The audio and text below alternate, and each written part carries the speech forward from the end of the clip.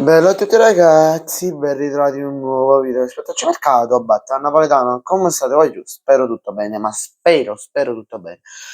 Allora giù, in questo video andiamo a fare il pronostico della 29esima, giusto?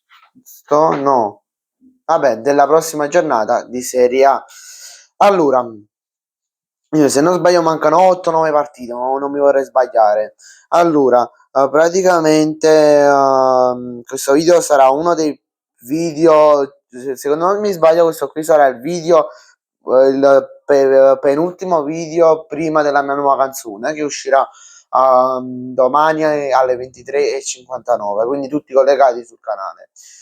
Allora, partiamo subito, non ci perdiamo in chiacchiere. Allora, Cagliari-Napoli, prima partita che si giocherà alle 6:30, quindi non so perché le fanno giocare il Napoli quando non ha le coppe, fanno giocare il Napoli di venerdì e di sabato, invece quando ci stanno le coppe lo fanno giocare di domenica. Cioè, è proprio una cosa contro di noi, perché se ci pensate, no? Il Napoli lo facevano giocare molto spesso di domenica, aveva meno tempo per riposarsi per avere la Champions League, no? Che aveva il martedì o il mercoledì la Champions League. Invece per la Serie A dove metteva magari il sabato l'Inter o la Juventus o il Milan, metteva raramente l'Inter, la Juve, l'Atalanta in domenica. Cioè, veramente, mo che il Napoli non ha niente, cioè, gioca di sabato e di domenica, di sabato e di venerdì. Vabbè, secondo me va a vincere il Napoli per 1-2, segna Sebastiano Esposito il primo gol per il Cagliari e Anghissà e Oliund per il Napoli. Udinese, scusate, che si giocherà sempre domani, ma alle 20:45, alle 20:45 vincerà l'Udinese per 0-1 e segnerà per l'Udinese quello là che ci ha purgato a noi, e se non sbaglio pure all'Inter, non mi ricordo, che è stato Ekkelenkamp. Ekkelenkamp o Ekkelenkamp, non mi ricordo, vabbè, ditemelo qui sotto nei commenti. Parma Cremonese X 0-0, non sarà una partita bruttissima, noiosa, una delle solite partite noiose. Invece la prossima Milan-Torino, che sarà un po' più piena di gol, cioè due, che andrà, cioè due per parte, quindi 4 gol in totale, due per il Milan, che li andrà a segnare Pulisic e Leao, e Simeone per il Torino, tutti e due gol. Invece Juventus Sassuolo, 1-0 Sassuolo, va a segnare Berardi.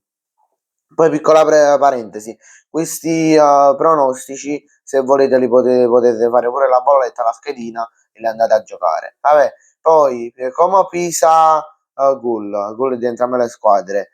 Atalanta Verona 1-0 Atalanta, segna De Run. Poi si segna De Run per l'Atalanta, per fare 1-0.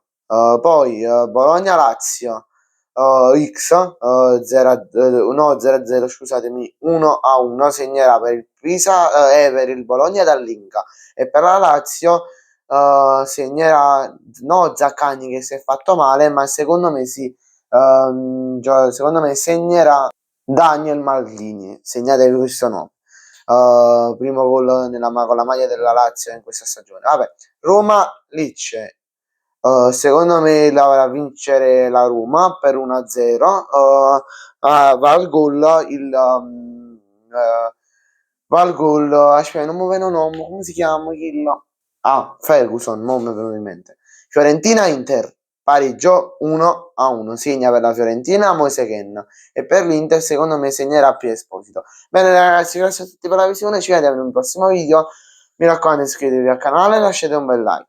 Questo video è stato fatto in collaborazione con World of Football, il canale WhatsApp Mondo del Calcio in community e a voi, scusatemi, va giù in descrizione il gruppo WhatsApp. Ciao, va giù.